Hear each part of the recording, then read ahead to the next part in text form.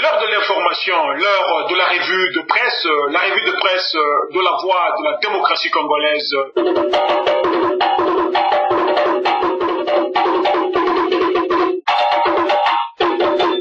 Mesdames, Mesdemoiselles et Messieurs, auditrices et auditeurs de l'AVDC, bonjour.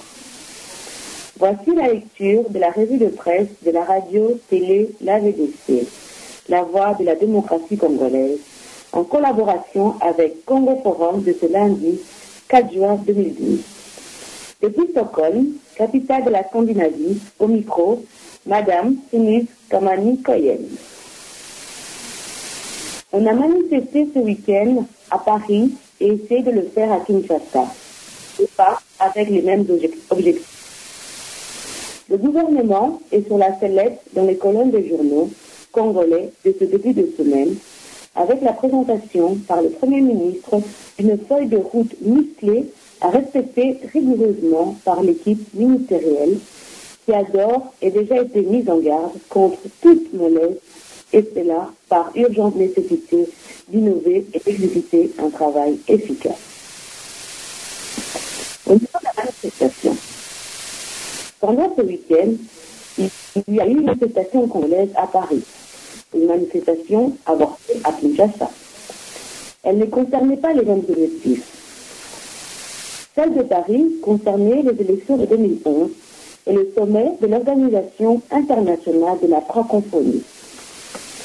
Les élections du 28 novembre 2011 ont donné des résultats qui, en réalité, sont encore inconnus. Les fraudes les plus importantes ayant eu lieu au niveau des centres de compilation, on ne pourrait se rapprocher de la vérité des urnes qu'en se référant au PV des bureaux de vote, dernière opération publique et vérifiée par des témoins. De ce fait, comme le résume Africa Rabia, Hollande ne doit pas aller à Kinshasa, selon l'opposition à Paris.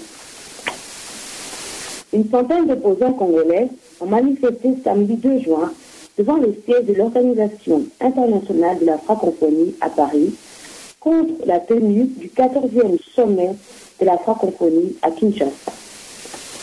La Pareco, qui organisait le sit-in, a demandé à François Hollande de ne pas se rendre à Kinshasa et promet des manifestations dans la capitale congolaise pendant le sommet.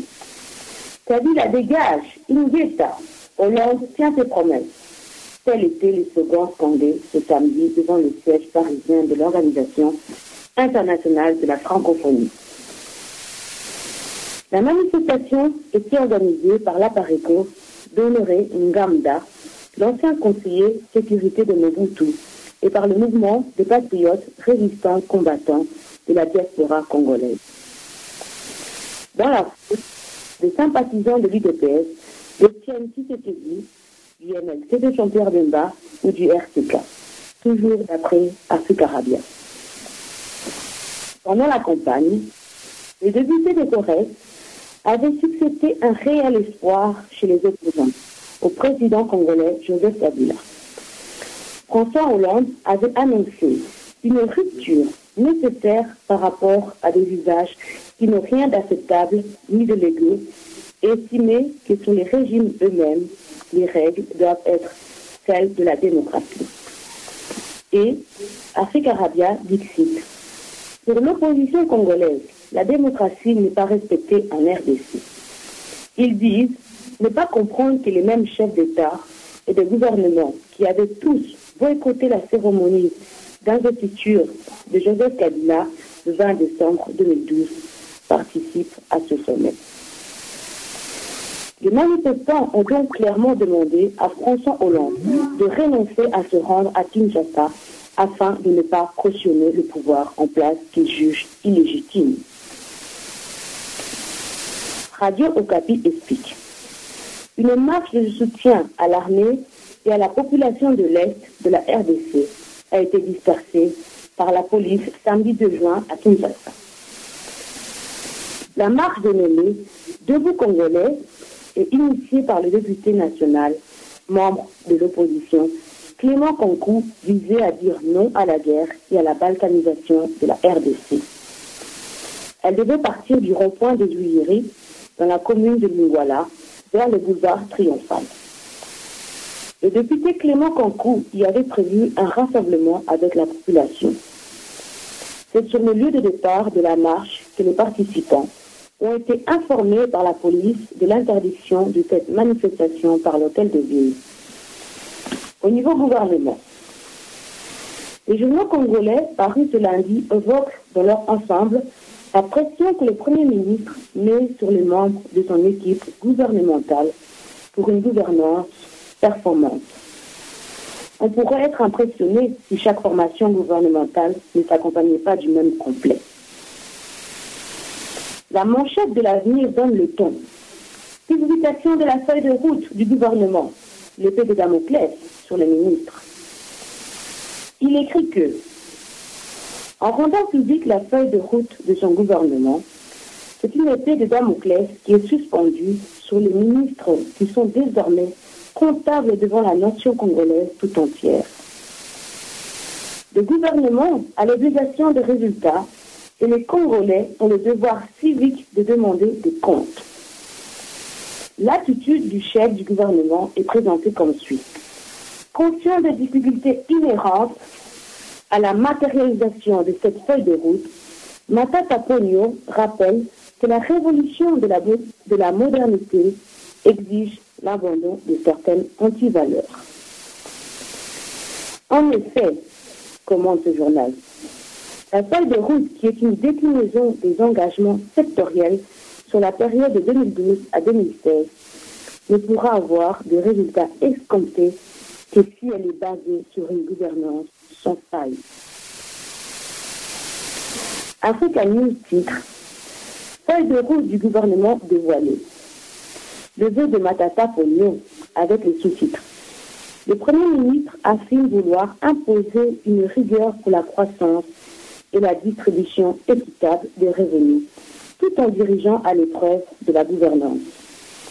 L'article porte sur l'enjeu du budget que le gouvernement a entrepris d'élaborer, alors que son exercice connaît un retard de la moitié de son cours. Et la rigueur est aussi à la une du forum des AS. Matata rassure, pas de rigueur pour la rigueur.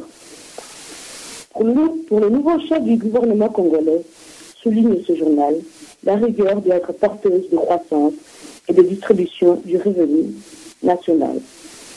Bref, la récréation est finie. On n'avait pas déjà entendu ça quelque part. 3. Au niveau de l'Est, le palmarès présente la situation à l'Est de la RDC à la une sur le titre « Défection en cascade, guerre de l'Est, de complicité interne ». L'explication donnée dans les points en sous-titre indique que le ministre SNDP du Nord Kivu, en charge de la justice et réinsertion, François Rouchoukoza, a quitté le gouvernement provincial avec tous les membres de son cabinet à l'issue d'une décision de la direction politique de dit mouvement. Explication. Les membres du Congrès national pour la défense du peuple, la CNDP, ont fait défection de la majorité présidentielle, la MP. Ils l'ont annoncé à Radio Okapi ce dimanche 3 juin à Goma, au Nord Kivu. La décision a été prise au cours d'une réunion du bureau politique du CNDP tenue dans la même ville hier dans la soirée. Joint au téléphone, le déjà ex-ministre a indiqué que son parti entend, à travers cette décision, faire une pression sur le gouvernement provincial pour restaurer la paix en province. C'est conformément à la décision de la direction politique du CNDP, dont je fais partie, qui a décidé à ce que nous quittons le gouvernement provincial. La fois passée, il y a eu commencement des hostilités au niveau du Nord Kivu. Nous avons initié 4 communiqués au gouvernement congolais pour que les hostilités cessent et pratiquement le gouvernement a répondu par le négatif. C'est pourquoi la direction politique de notre parti a décidé que je quitte le gouvernement.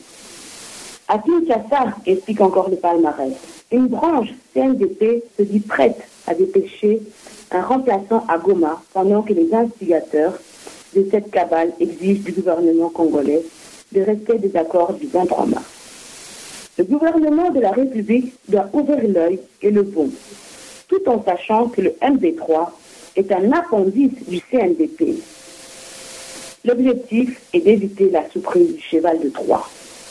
Devant ce poteau-poteau, on a un peu l'impression de rêver en lisant dans le Potentiel l'article d'Angelo Mogatoli intitulé « La SADC informée de la situation totalement contrôlée dans l'Est de la RDC ».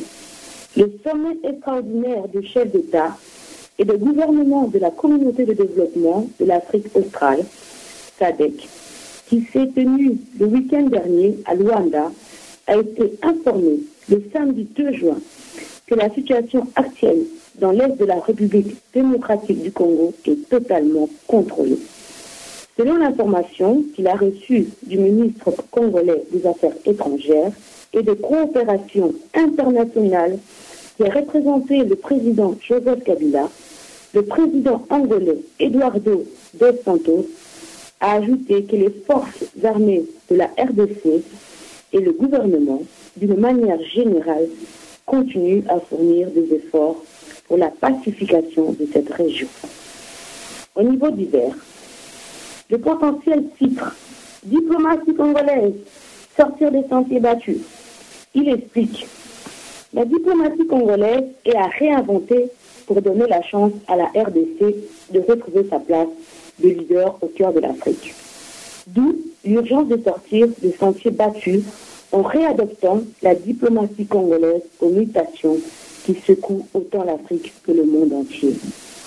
Au regard de ces mutations, le mode d'emploi diplomatique de Kinshasa, selon le potentiel, se montre dépassé, sinon désuète. L'Afrique n'étant pas épargnée par tous ces bouleversements au niveau international, il y a urgence de recadrer la diplomatie congolaise dans ses options fondamentales. Pour l'instant, renchérit le quotidien, le diagnostic est plus que clair. Elle est en panne. Le phare s'intéresse, lui, aux questions auxquelles le ministre de la Défense doit répondre ce lundi à l'Assemblée nationale. Il rappelle que le ministre va répondre aux préoccupations soulevées lors de la plénière à huis clos du mercredi 30 mai, consacrée à la question orale avec débat du député Martin Fayulu. Mais le ministre va se retrouver seul, sans adversaire, selon le phare, qui annonce que l'auteur de la question orale, qui était absent lors de la plénière du mercredi dernier, le sera encore ce lundi. En principe, note le confrère, il n'y aura personne pour conclure ce débat, après l'intervention du ministre de la Défense. Auditrices et auditeurs de l'AFDC, c'était la lecture de la revue de presse présentée par votre charmante Denise Kamalikoyen depuis Stockholm, la capitale de la Scandinavie, pour la radio-télé La VDC. Bon début de la semaine et à demain.